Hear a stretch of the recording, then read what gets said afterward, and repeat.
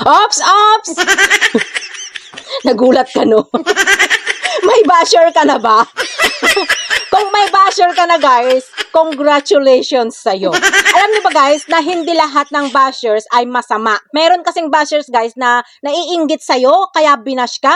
At meron ding basher na gustong umangat ka, kaya binash ka. So, ibig sabihin yan, guys, may kulang doon sa content mo. Kung kunyari, kumbaga sa pagkain, matabang, walang lasa yung pagkain na binigay mo sa kanya, kaya binash ka. Dahil nga, ang gusto niya, kaya kanya binash, dahil ang gusto niya is ma-improve mo yung kulang doon sa content mo para mapalawak palalo ang audience mo. Gaya sa akin nun, guys, nung una talaga, guys, random yung pinopost ko. Meron akong pinopost na entertainment at saka tutorial. Dahil nga, sa una talaga, guys, mas maganda na random yung i-post nyo para malaman natin kung anong niche ang papatok doon sa mga audience natin. So, nag-post ako dati ng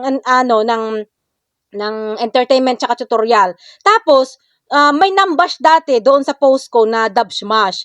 So, ang sabi niya doon, mag-focus ka na lang sa paggawa ng tutorial dahil mukha kang timang. Hindi ka nakakatuwa. Hindi ako natutuwa sa'yo. Di ba? Kaya ako naman, parang napahiya ba?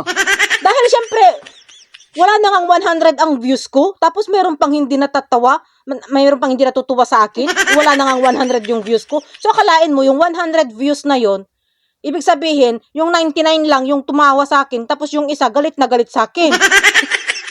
Kaya ang ginawa ko, guys, nag-focus, pinakinggan ko yung sinabi niya.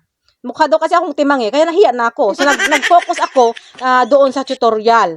Dahil siyempre, nahihiya na talaga ako mag-post ba ng mga TikTok ko. Kasi siyempre, Diyos ko, parang napahiya ba ako? Pero ang gusto talaga ng puso ko, guys, yung nagpapatawa ba? Yung pinapatawa ko yung sarili ko. Kasi, ewan ko, ganun, inborn na siguro ako ngayon na, ganun na siguro talaga ako, inborn ako na, pinapatawa ko yung sarili ko mismo, yung ganun ba?